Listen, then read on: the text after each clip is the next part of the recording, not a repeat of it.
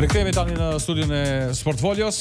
Jemi bashkë me Adriatik Rasin, menaxherin e kombëtarës së Kosovës në basketboll. Adriatik, faleminderit shumë që je sonte me neve. Na pret një ndeshje sa e rëndësishme, po aq emocionale në aspektin e shqiptarëve. Ballavaçohet Kosova me Shqipërinë në palestrën Sezai Suroi në Prizren. Po, siç e dini, do të thotë kur është hedhur shorti për këto para kualifikime, fati ka deshë për herë të parë të përballemi me kombëtarën shqiptare në ndeshje zyrtare, sepse më herët vetë se kemi zhvilluar disa ndeshje miqësore. Siç e dini, ndeshjen e parë në Shkodër e kemi fituar kundër kombëtarës së Shqipërisë. Tash është një fazë tjetër, është një fazë më delikate. Jemi në një periudhë kohore të verës kur lojtarët, sikurse lojtarët tonë dhe lojtarët e kombëtarës së Shqipërisë pas përfundimit të sezonit kanë pas një pauzë. Janë pasiv. Kanë qenë më pasiv, mirë po ne siç i kemi bërë parashikimet e mëhershme së bashku me stafin teknik, ne kemi filluar përgatitjen me datë 15 qershor. Lojtarëve paraprakisht u është dërguar një program i punës kryesisht në aspektin fizik nga data 1 deri në datën 15. Dhe qysh nga data 15 qershor jemi në përgatitje dhe ja sot kur po flasim jemi vetëm një natë më herët para ndeshjes shumë të rëndësishme. Unë e konsideroj një ndeshje shumë të rëndësishme për arsye se ne duhet bëjmë çmos që ta fitojmë këtë ndeshje domosdo. Bëhet fjalë për para kualifikimet e Eurobasketit. Ashtu dhe siç i kemi bërë planifikimet më herët, synimi jonë është të kalojmë në raundin tjetër, në raundin e dytë të këtyre para kualifikimeve, e cila do të na mundsonte që të zhvillojmë ndeshje edhe në muajin shkurtër, në muajin nëntor të këtij viti, po ashtu edhe në muajin shkurt të vitit të ardhshëm. Ndeshja ndaj Shqipërisë nuk do të jetë e lehtë as pak, do të thotë as ata nuk janë të dorëzuar, siç e dini, ata vetë se kanë naturalizuar një lojtar amerikan, i cili do të debutojë në ndeshje kundër nesh, ndërsa ne do të bëjmë çmos që ta fitojmë këtë ndeshje, e cila besoj shumë që do të na shërbejë si një motiv shtesë në udhëtimin tonë në Slovaki, për të hir të informacioni për publikun e gjerë. Ne do të udhëtojmë më një herë drejt Slovakisë, më një herë pas mesnatës, do t'i kemi diku afër 4-5 orë pushim dhe do të nisemi drejt Slovakisë për vetëm në arsye për të mbritur atje 2 ditë më herët, 2 ditë para ndeshjes, dhe lojtarët kanë kohën e mjaftuar që të pushojnë, të rikuperohen dhe të jemi sa më të gatshëm për ndeshjen e ditës së diel me datë 5 korrik. A është Kosova kompletuar, a kemi mungesa, a kemi dilema, a kemi dyshime? Për Valon Bunjakun e kuptova që ai veç është jashtë kësaj ndeshje, po a ka shqetësime tjera? Me thonë drejtën, nuk ka qenë një fazë përgatitore shumë me fat për ne. Jemi përballur vazhdimisht me disa lëndime të lehta. Çështja e Valonit është më e ndjeshme, më vjen shumë keq për lëndimin e psuar. Ai ne pas fillimit përgatitje me datë 22 dhe 23 kemi qenë në Turqi, në Stamboll për të zhvilluar 2 ndeshje miqësore me Arabinë Saudite, dhe në ndeshjen e dytë disi me shumë pak fat Valoni ka psuar një lëndim, fatkeqësisht e ka krisur gishtin e dorës. Ai sot vetë është nështruar një operacioni, edhe shpresoj që brenda 3-4 javë ai do të kthehet edhe më i fortë se që ka qenë. Po ashtu në këtë ndeshje edhe Gzimorina e ka psuar një lëndim të vogël te kyçi i këmbës, i cili disi e ka shqetësuar që mos mundet me stërvit rregullisht. Pastaj Dardani, siç e kemi ditë edhe më herët, ka qenë 5 ditë jashtë Kosovës, sepse është duke ndjekur programin FIBA timeout nga FIBA dhe e ka pasur obligative që të jetë atje. Kështu prej të dielës vetë se jemi kompletuar. Edhe është bashkuar dhe Dardani? Është bashkuar dhe Dardani, janë bashkuar gjithë, edhe po besoj që do të jemi shumë të gatshëm për këtë ndeshje. Sa është e rëndësishëm në aspektin sportiv, pa ndeshjen e parë kur zhvillon Shqipëri Dardan Berisha si kapiten, po në aspektin brenda ju jeni gjatë kohës me ekipin. Sa është e rëndësishëm realisht për ekipin, kvaliteti që ai ofron edhe leadershipi që ai ofron në këtë ndeshje? Po Dardani do të thotë çdo fjalë që folim për të mendoj që është e tepërt, për aq sa ka qenë në kombëtarën e Kosovës, besoj që gjithmonë ka dhënë maksimumin, jo rastisht edhe në ditën e sodit akoma flitet për prezencën e tij, do të thotë edhe pas një moshe të konsiderueshme që Dardani ka arrit. Dardani është shumë i rëndësishëm për kombëtarën e Kosovës, jo vetëm në fushë, jo vetëm parket, por edhe jashtë saj. Duhet shpreh falënderimet e mia ndaj tij për ndeshjen e muajit shkurt ndaj Slovakisë, ai edhe pse ka qenë i lënduar, ka ardhur atje dhe ka qëndruar gjatë kohës me skuadrën në ndeshje, do thotë është mundu ta përkrah. Kjo është një lloj leadershipi që e ka ai, po ashtu edhe një dashuri të madhe që e ka për shtetin e Kosovës apo për kombëtarën e Kosovës. A ka interesim për të ardhur shikues nesër në palestën Sezai Soroja diet? Numër bileta ose përveçse diçka tjetër? Numër të saktë. Po flasim për numër të saktë, po kështu përgjithësi për interesim. Me të thënë drejtën, për shkak të angazhimeve të shumta ditore të mia, nuk është se kam informacione të sakta. Unë shpresoj shumë që kjo ndeshje. Pasi shikuesi është shumë i nevojshëm këto ngjarje. Është shumë i nevojshëm për ne, po besoj që edhe për shikuesit kjo ndeshje duhet të shërbejë si më thoni një atraksion për ta, për më ardhë me po kombëtarën e Kosovës, duke di që gjatë verës kemi shumë më pak aktivitete sportive në vend, po besoj që kjo ndeshje do të shërbejë edhe atyre për të ardhur për të po ndeshje edhe me një qytet që don realisht basketbollin jashtëzakonisht. Me një qytet i cili është ngrit shumë në 2-3 vjet e fundit fal organizimit të brendshëm të klubi basketbollit Bashkimi, edhe po besoj që edhe në këtë ndeshje do të vinë numër i konsiderueshëm i shikuesve, sepse ata janë si ta them, janë forca më e madhe që munden me na dhënë neve në parket, por përsëris prap njerëzit mund të mendojnë se është vetëm një ndeshje ndaj Shqipërisë dhe mund të marrin parasysh rezultatin e ndeshjes paraprake, mirë po çdo ndeshje i ka specifikat e saj dhe besoj që edhe kjo ndeshje nuk do të jetë e lehtë, mirë po ne do të bëjmë shmos për të kurrë fitore. Është në dispozicion edhe Miles për me zhvillu këtë ndeshje në Shqipërisë? Divine Miles është bërë kjo punë pak si ta them. Është bërë si temë diskutimi, mirë po besoj që është momenti i duar për ta thënë si ka rrjedhë gjithë ngjarja. Ai fatkeqësisht para dikur 10-12 ditëve ka pasur një aksident vogël trafiku, i cili nuk është aq shumë serioz, mirë po për shkak fal Zotit ka shpëtuar, do të thotë nuk ka qenë asgjë serioze, edhe pse fillimisht është duk se një lëndim në kyçin e dorës së tij është më serioz. Gjatë këtyre ditëve ne kemi qenë gjithmonë në kontakt me të, edhe pas marrjes dritës jeshile nga mjeku atje që ka qenë duke kontrolluar, ai është dashur realisht të vinte qysh dje, mirë po për shkak të dështimit të një fluturimi ne e presim sot në orët e hershme të mëngjesit të mbri dhe do të jetë vendim i stafit të trajnerëve se a do ta shfrytëzojnë në ndeshjen e nesërme ndaj Shqipërisë apo do ta ruajnë për ndeshjen e dytë ndaj Slovakisë. Unë besoj se një lojtar si ajo shumë i mirëseardhur për kombëtarën e Kosovës, sepse gjithmonë sa që ka qenë aty ka dhënë kontribut. Prandaj është edhe interesimi i madh për to kur pyetet ku mbet puna Miles, edhe interesimi për të për faktin që ofron shumë çka për kombëtarën e Kosovës. Absolutisht po.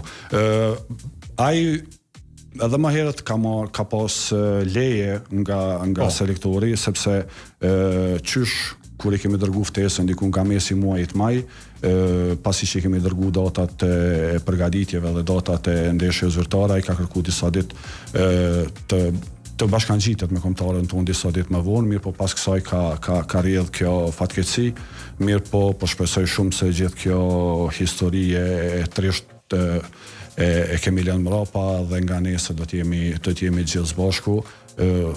Realisht shikuar nga aspekti profesional nuk ka qenë mirëseardhur kjo situatë me të, mirë po përderisa ai ka shfaqur dëshirën e madhe për të ardhur dhe për të ndihmuar me aq sa mundet, është i mirëseardhur dhe besoj që do të jap kontribut. E përmendë këtë pjesën e fundit e ka shprehur dëshirën, ndoshta me të pyetë dhënë nikosisht çu ka prit ftesën për herë të parë, a ka qenë i entuziazmu momentin kur ka bërë ftesën?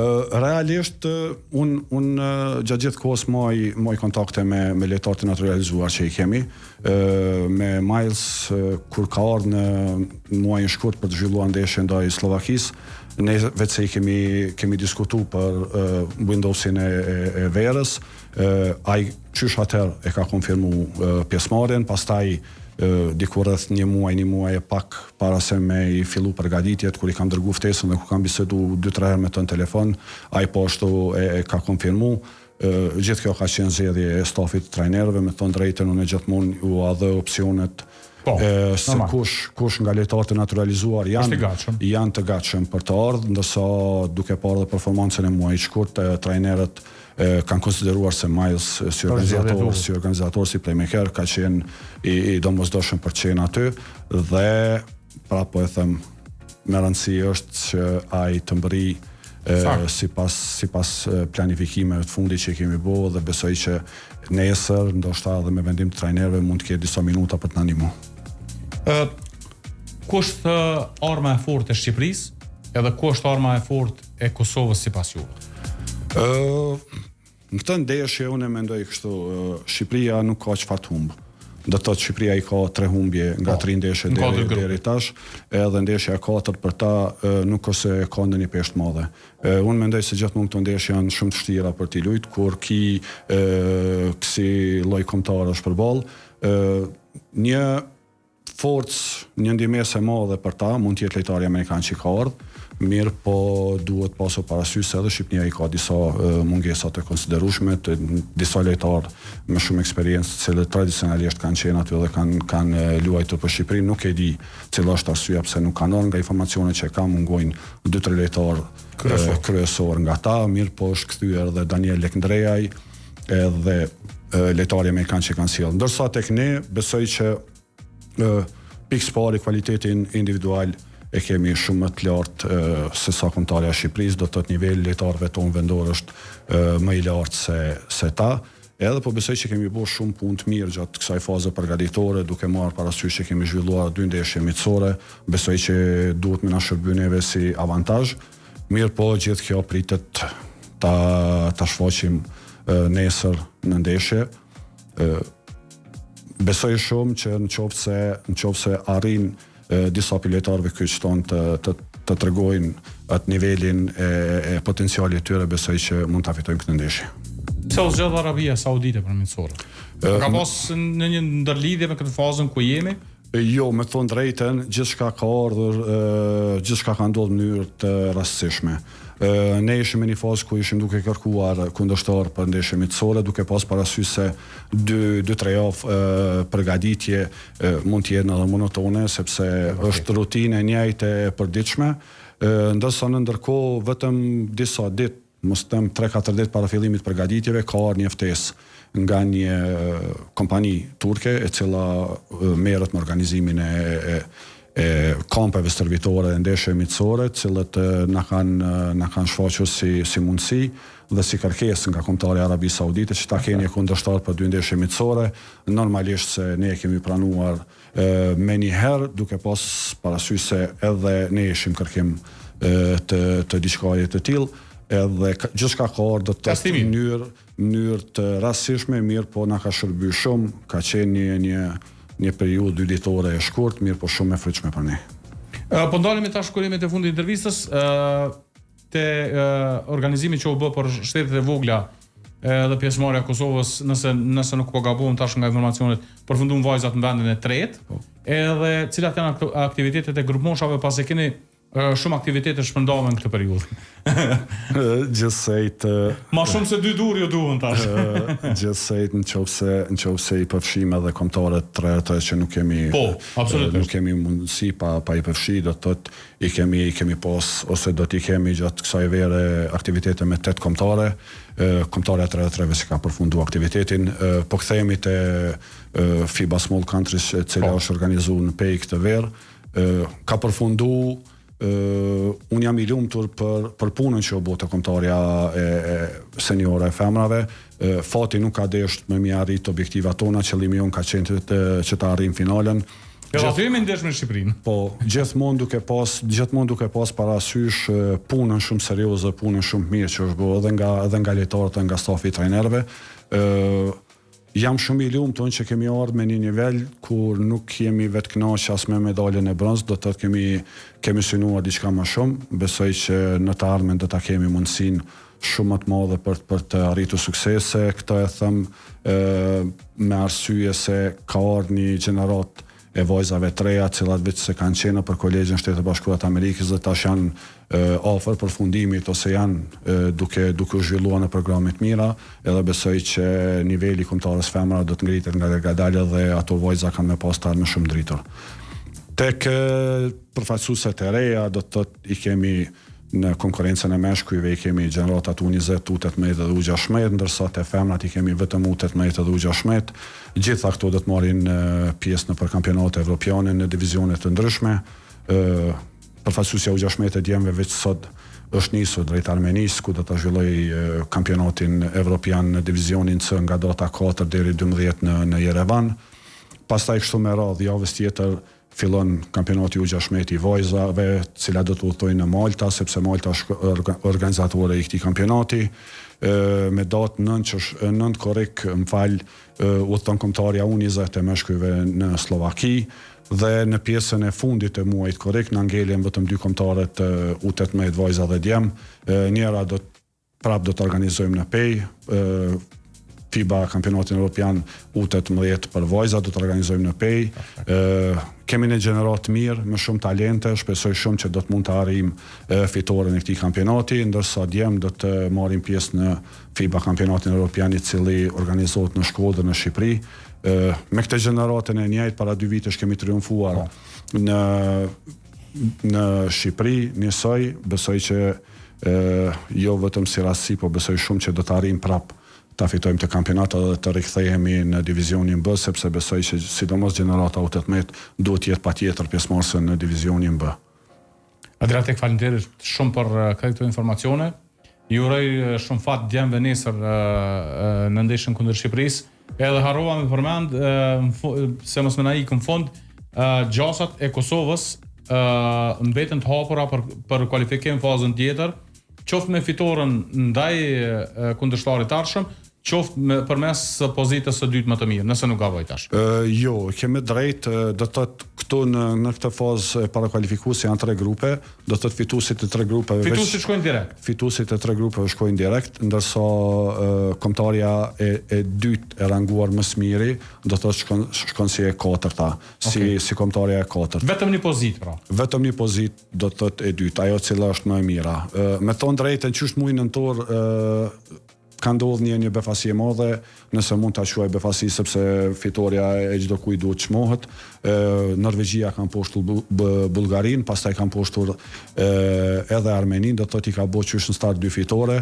Këtë nuk e ka pritur askush, sepse gjithmonë kur kemi bërë ato matematikat mes grupeve, kemi besuar që së paku do t'i kemi nga 2 fitore, si ne, si Norvegjia. Dhe pastaj kemi mendu pas fitores me kosh diferencë të madhe ndaj Shqipërisë, kemi mendu që ne do ta kemi avantazhin aty. Ne duhet i qasim i kësaj pune hap pas hapi, do thotë ne më pari duhet bëjmë mos që të korrim fitore nesër, pastaj duhet të udhtojmë në Slovaki me qëllimin e vetëm për ta fituar ndeshjen dhe mos t'i lëmi rastit për asgjë. Nëse ne arrijmë që të fitojmë këto 2 ndeshje, unë besoj shumë që ne do të kalojmë në raundin tjetër. Falenderoj shumë për kohën që e ke nda për neve dhe për dëgjuesve e Radio Dugaxhinit me këto informacione. Edhe ju uroj shumë fat nesër, edhe në organizim, po edhe në rezultat. Uroj që Kosova kualifikohet tutje, pse jo? Besojmë, falenderoj shumë. Ishte kënaqësi.